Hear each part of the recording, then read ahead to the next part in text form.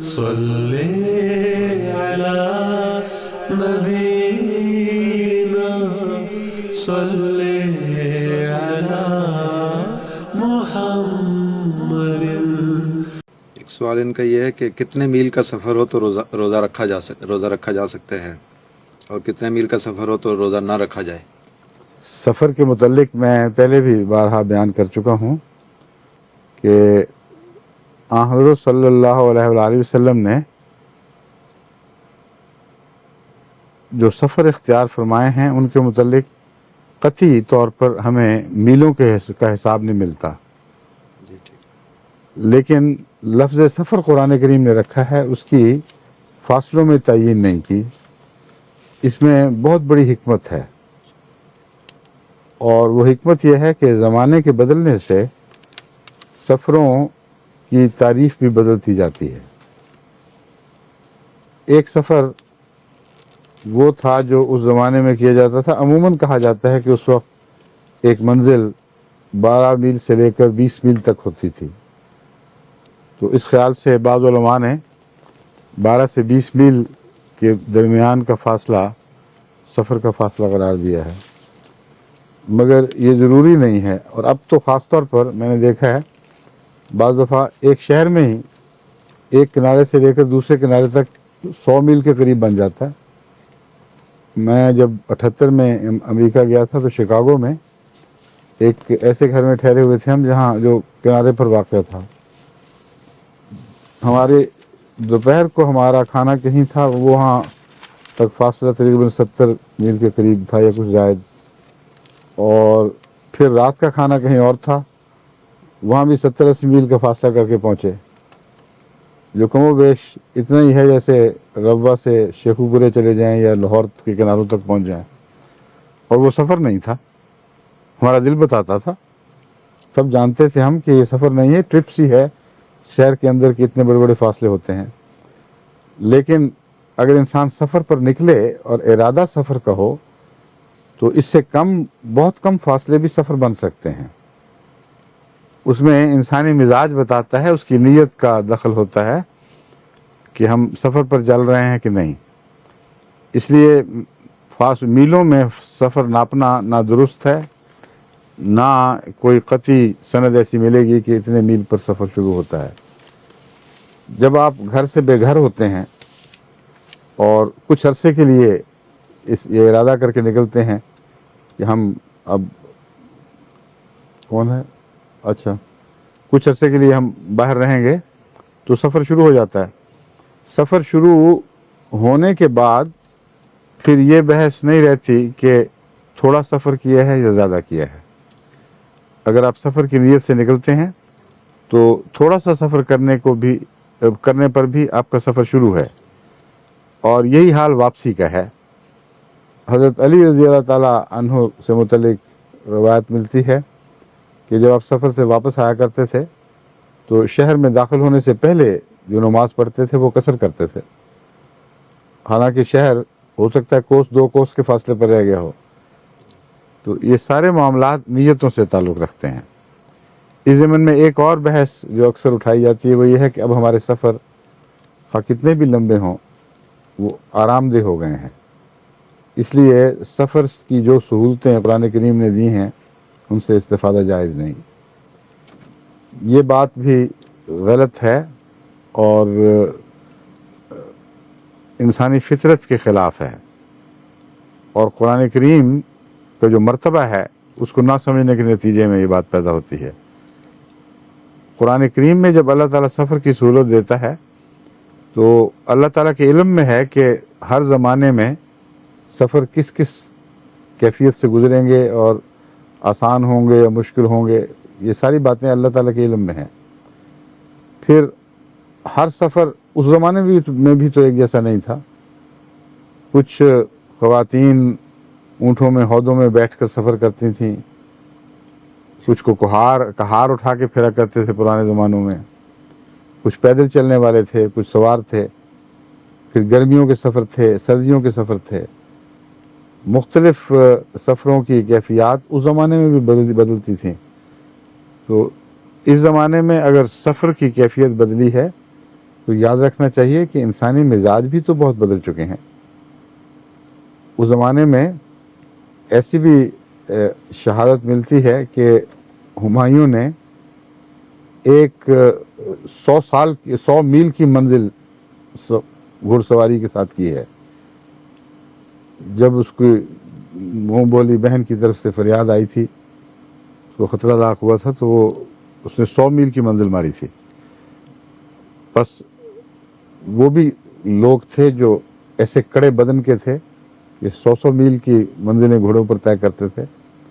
آج حال یہ ہے 10-12 میل گھوڑے پہ جو کوئی کرے تو جوڑ دکھنے لگتا ہے. تو اس لیے مزاج بھی تو بدلے ہیں. اب دیکھ لیے سفر کتنے ہی آسان ہو گئے ہوں. جو شخص 6 گھنٹے میں جیٹ میں بیٹھ کر یہاں سے لندن سے امریکہ پہنچتا ہے، وہاں پہنچتے پہنچتے اس کا تھکاوٹ سے یہ حال ہو جاتا ہے کہ باقاعدہ اس کو مشورہ دیا جاتا ہے کہ تم فوری طور پر اپنی کسی اہم میٹنگ میں نہ جاؤ اور ڈرائیونگ خود نہ کرو، جیٹ لیگ ہو گیا ہے. تو زمانہ بدلا ہے تو ساری کیفیات بدلی ہیں. اس لیے اللہ تعالیٰ کے علم میں تھا جہاں آپ سمجھتے ہیں کہ سفر ہے وہاں سفر کی صورتیں ضرور ہوتی ہیں. گھر کی اور بات ہے، سفر کی اور بات ہے. وہ پنجابی میں کہتے ہیں نا، جڑے ایش چبارے نہ بلخ نہ بخارے. جب انسان گھر سے نکلتا ہے تو مسافر بن جاتا ہے اور بے آرامی شروع ہو جاتی ہے. اب اگلا حصہ ہے وَمَنْ كَانَ مَرِيضًا أَوْ عَلَى سَفَرٍ فَعِدَّةٌ مِّنْ أَيَّامٍ أُخَرَ. بس جو بھی کوئی مریض ہو یا سفر پر ہو، فَعِدَّةٌ مِّنْ أَيَّامٍ أُخَرَ، تو اسے دوسرے ایام میں اس عدت کو پورا کرنا ہوگا. یعنی مریض ہو تو روزہ نہ رکھے، سفر پر ہو تو روزہ نہ رکھے. سفر کے ساتھ یہ شرط نہیں لگائی کہ اگر سفر مشکل ہو تو روزہ نہ رکھے، سفر آسان ہو تو روزہ رکھ لے. اس لیے حضرت اقدس مسیح موعود علیہ السلام کا اس آیت کی روح سے یہ واضح فتویٰ تھا کہ روزے کی آسانی یا مشکل زیر بحث نہیں ہے. اللہ تعالیٰ کے فرمان کی اطاعت ہی میں آسانی ہے اور اسی میں نیکی، اسی میں تقویٰ ہے. بس جب رمضان میں سفر آئے تو روزہ نہ رکھو، اور جب رمضان گزر جائے تو جتنے روزے چھوٹ گئے ہیں فَعِدَّةٌ مِّنْ أَيَّامٍ أُخَرَ، پھر دوسرے دنوں میں اس مدت کو پورا کر لیا کرو. بعض لوگ سمجھتے ہیں یہ نیکی ہے کہ سفر میں بھی رکھ لیا جائے اور یہ زیادہ بہتر ہے، حالانکہ بالکل غلط بات ہے. تمام روزے رکھنے والے جانتے ہیں کہ رمضان کے مہینے میں روزے آسان ہو جاتے ہیں کیونکہ سارے رکھ رہے ہوتے ہیں. اس لیے نفس کا بہانہ ہوتا ہے کہ میں نیکی کر کے سفر میں روزے رکھ رہا ہوں. نفس بعض دفعہ دھوکہ دیتا ہے. امر واقعہ یہ ہے کہ سفر کے دوران رمضان میں روزے رکھ لیے جائیں تو وہ آسان ہیں، رمضان گزرنے کے بعد پھر وہ روزے پورے کیے جائیں تو یہ مشکل ہے. تو وہ اپنی طرف سے نیکی کر رہا ہوتا ہے، حالانکہ نفس کے بہانے کے تابع وہ خود دھوکہ کھا رہا ہوتا ہے. نیکی تنگی یا مشکل میں نہیں ہے، نیکی اللہ تعالیٰ کی رضا میں ہے. جس بات کا اللہ حکم دے اسے قبول کرو، جس کی وہ اجازت دے اس کو شوق سے اس اجازت کو استعمال کرو، اور یہی انسانی فطرت کا تقاضا ہے. بعض دفعہ آپ کسی کو کوئی چیز دیتے ہیں، بعض بچے آتے ہیں کہ نہیں مجھے رہنے دیں، کوئی ضرورت نہیں. میں نے دیکھا ماں باپ کی لگتا ہے جان نکل گئی یہ فکر سے، وہ ڈانٹتے ہیں ضرورت نہیں، کیا مطلب لے لو، تمہیں خدا نے توفیق دی ہے، تمہیں دیا جا رہا ہے کچھ انعام، اسے ضائع نہ کرو. اور یہ انسانی فطرت کی آواز ہے، کیونکہ وہ جو تکلف ہے جب کوئی دینے والا ایسا ہو جس سے تمہیں پیار ہو یا جس کے لیے تمہارے دل میں عزت ہو، تو اس کا کچھ عطا کرنا، اگر تم قبول کرو تو اس کے لیے خوشی کا موجب ہوتا ہے. اگر نہ قبول کرو تو اس کے چہرے پہ ملال کے اثار آ جاتے ہیں. اس کا دل چاہتا ہے میں دے رہا ہوں، لے لے، اس کو بھی مزہ آئے مجھے بھی مزہ آئے. تو انسان کو خدا تعالیٰ نے اپنی فطرت کے مطابق پیدا فرمایا ہے. اس کا ایک یہ بھی معنی ہے کہ اگر فطرت سچی اور پاک ہو تو اس کو دیکھ کر خدا کے منشا کا بھی اندازہ ہو جاتا ہے. بس جہاں اللہ تعالیٰ رعایت دے رہا ہو وہاں نہیں جی ہم تو سختی کر سکتے ہیں، کوئی بات نہیں. یہ بہت بیوقوفی کی بات ہے. اس رعایت کو پیار اور محبت سے سر جھکا کر عشق کے جذبے سے قبول کرو. بس حضرت مسیح موعود علیہ السلام کا یہ فیصلہ ہرگز تن آسانی کا فیصلہ نہیں تھا اور ہو ہی نہیں سکتا تھا تن آسانی کا فیصلہ، کیونکہ حضرت مسیح موعود علیہ السلام نے تو 6 مہینے کے مسلسل روزے رکھے ہیں، اور ایسے روزے رکھے ہیں جن میں صبح اور شام کی خوراک اتنی کم ہو چکی تھی کہ ایک عام انسان اس پر زندہ نہیں رہ سکتا، اور اس کے باوجود عبادت کی سختیاں. تو اس کا فتویٰ ہے یہ، جس کی اپنی عبادتوں کا یہ حال تھا، جس کا مطلب ہے کہ لازماً سراسر ایک عشق کے اعلیٰ مقام کا فتویٰ ہے، ایک ایسے عارفانہ مقام کا فتویٰ ہے جو جانتا ہے کہ نیکی صرف رضا کے ساتھ تعلق رکھتی ہے، جسم کی سختی کے ساتھ نہیں. اور روزوں میں بھی جسمانی سختی خدا تعالیٰ کے پیش نظر ہے ہی نہیں. اور بہت سی باتیں ہیں جو پیش نظر ہیں، مگر تکلیف دینا خدا کی پیش نظر نہیں ہے. بس جب خدا فرماتا ہے کہ چھوڑ دو تو چھوڑ دو، جب خدا کہتا ہے رکھو تو رکھو. بس فرمایا من کانا مریضن، جو بیمار ہو اور علی سفرن یا سفر پر ہو، فعدت من ایام اخر، تو پھر رمضان میں روزہ نہ رکھنا، بعد میں رکھ لینا. یرید اللہ بکم الیسر ولا یرید بکم العسر. اس وہم میں مبتلا نہ ہو کہ سختی کرو گے تو خدا بہت خوش ہوگا، اپنی جان کو مصیبت میں ڈالو گے تو اللہ بڑا راضی ہوگا، تم مصیبت میں پڑ گئے. اللہ تو تمہارے لیے آسانی چاہتا ہے، سختی نہیں چاہتا. اور کوئی دوست کسی دوست کے لیے سختی نہیں چاہتا، کوئی ماں کسی بچے کے لیے سختی نہیں چاہتی. بس یہ مفہوم بھی ہے جو سمجھنے سے تعلق رکھتا ہے. اس کے باوجود ماں صبح جلدی بچے کو اٹھا کر تیاری کرواتی ہے اسکول بھجوانے کے لیے، روتا پیٹتا بھی رہے تب بھی اس کو زبردستی ٹھیک ٹھاک کر کے اسکول بھیج دیتی ہے. تو کوئی کہہ سکتا ہے کہ ماں سختی چاہتی ہے. اس حد تک سختی لازم ہے جس پر سختی کی جائے، یعنی اپنا پیارا وہ اس سختی کا محتاج ہو اور اس کے بغیر وہ فوائد سے محروم رہ جائے. بس محبت میں جہاں سختی ہٹائی جا سکتی ہو، ترک کی جا سکتی ہو، محبت کرنے والا کبھی سختی میں نہیں ڈالے گا.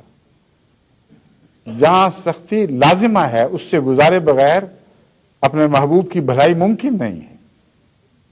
اس حد تک اور صرف اس حد تک سختی ایک پیار کرنے والے سے اپنے پیارے کے اوپر ڈالی جاتی ہے، اور یہی عبادتوں کا سارا مفہوم ہے.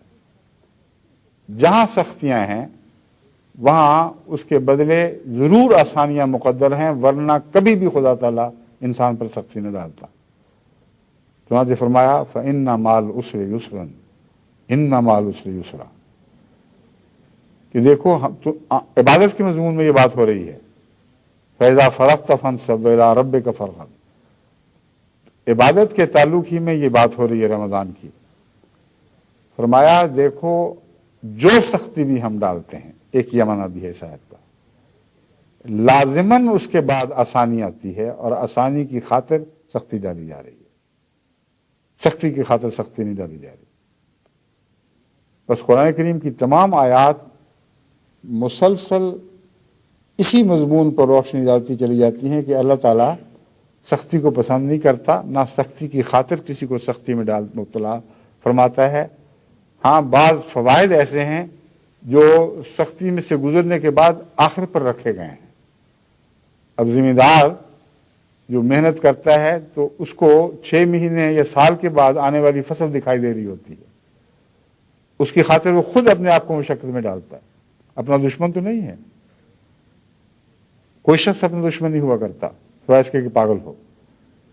تو وہاں اس کو دکھائی دے رہا ہے کہ یہ سختی ہی مجھے مناسب ہے، یہی مجھے راس آئے گی. اور جہاں ہمیں دکھائی نہیں دے رہا ہوتا وہاں اللہ کو دکھائی دے رہا ہوتا ہے. بس خدا کی وسیع نظر کے سامنے سر تسلیم خم کریں. جو اللہ چاہے جس حد تک سختی ڈالے اسی تک قبول کریں، اس سے آگے بڑھ کر زبردستی آپ خدا کو راضی نہیں کر سکتے.